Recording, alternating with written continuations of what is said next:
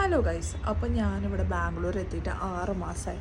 6 മാസത്തിൻ്റെ അടുത്ത് എനിക്കൊരു നല്ലൊരു സ്കാം കിട്ടിയിരുന്നു. അത് വന്ന് ഒരു 2 ആഴ്ച 3 ആഴ്ച കഴിഞ്ഞപ്പോൾ തന്നെ എനിക്ക് കിട്ടിയായിരുന്നു.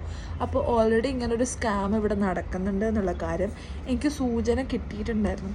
സൂചന കിട്ടിയിട്ട് പോലും ആണ് ഗൈസ് ഞാൻ ആ സ്കാമിൽ പോയി വീണ് പെട്ടത്.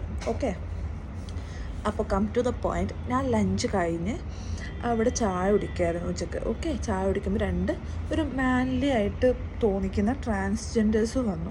ഓക്കെ, അപ്പം എനിക്ക് ഇവരെ കാണുമ്പം ഞാൻ ഇവരോട് ചിരിച്ചു. അപ്പോൾ അവരും എന്നോട് ചിരിച്ചു. അപ്പോൾ അതെനിക്കൊരു കെണിയായിരുന്നു. ഞാനത് മനസ്സിലാക്കിയില്ല. അവർ എൻ്റെ അടുത്തേക്ക് വന്നു പൈസക്ക് ചോദിച്ചു. അപ്പോൾ ഞാൻ പറഞ്ഞു ആകെ കൂടി എൻ്റെ അക്കൗണ്ടിൽ ഒരു 500 റുപ്പീസേ ഉള്ളൂ, അപ്പം വേറെ ഒന്നുമില്ല. അപ്പോൾ എന്നിങ്ങനെ ആശീർവദിക്കുന്ന പോലെയൊക്കെ ലൈക്ക് ഇങ്ങനെ എന്തോ ചെയ്ത് എന്നിട്ട് എന്നോട് ഒരു 11 റുപ്പീസ് എൻ്റെ കയ്യിൽ തന്നു. ഒരു 10 രൂപ ഒരു രൂപേൻ്റെ നോട്ടും കോയിനും എൻ്റെ കയ്യിൽ തന്നു. ഓക്കെ, അപ്പോൾ എന്നോട് പറഞ്ഞു ഒരു ഹെൽപ്പ് ചെയ്യാവോ എന്ന് ചോദിച്ചു. അപ്പോൾ ഞാൻ പറഞ്ഞു ഓക്കെ. അപ്പം എനിക്ക് ഗൂഗിൾ പേയുടെ ഒരു 500 റുപ്പീസ് തരാമോ എന്ന് വെച്ചു. അപ്പോൾ ഞാൻ വെച്ചു ഓക്കെ, എനിക്ക് ക്യാഷ് ഇട്ടാലും കുഴപ്പമില്ല. അപ്പോൾ ഞാനത് ഇട്ട് കൊടുക്കുന്നതിന് മുന്നേ ആയിട്ട് എനിക്ക് 500 എൻ്റെ കയ്യിൽ തന്നു. ഞാൻ ഇങ്ങനെ പിടിച്ചിട്ടുള്ള.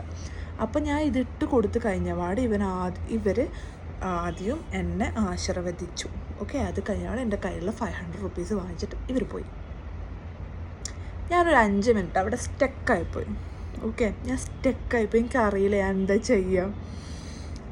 ഇത് എനിക്ക് ഒരാളോട് പറയാൻ പറ്റൂല. എനിക്ക് നാണക്കേടായി. ഒരാഴ്ച വരെ ഞാൻ ജെസ്സിനോട് ഈ കാര്യങ്ങൾ പറഞ്ഞില്ല. പിന്നെ എൻ്റെ വായിൽ നിന്ന് വീണു. ഓക്കെ, ജെസ്സിക്ക് നല്ല ദേഷ്യമാണ്. പിന്നെ ഒന്നും ചെയ്യാൻ കഴിയില്ല. എൻ്റെ കയ്യിലിരിപ്പാണ്. എൻ്റെ ആത്മാർത്ഥത പിന്നെ സിമ്പതി അത് കഴിഞ്ഞപ്പോൾ ഞാൻ ആർക്കും പൈസ കൊടുക്കണ്ടായി. ലൈക്ക് ഇങ്ങനൊരു സ്കാം ഇവിടെ നടക്കുന്നുണ്ട്. ഇങ്ങനെ എന്തെങ്കിലും ഒരു അനുഭവം ഉണ്ടെങ്കിൽ നിങ്ങളൊന്ന് കമൻറ്റ് ചെയ്യട്ടോ. ഓക്കെ.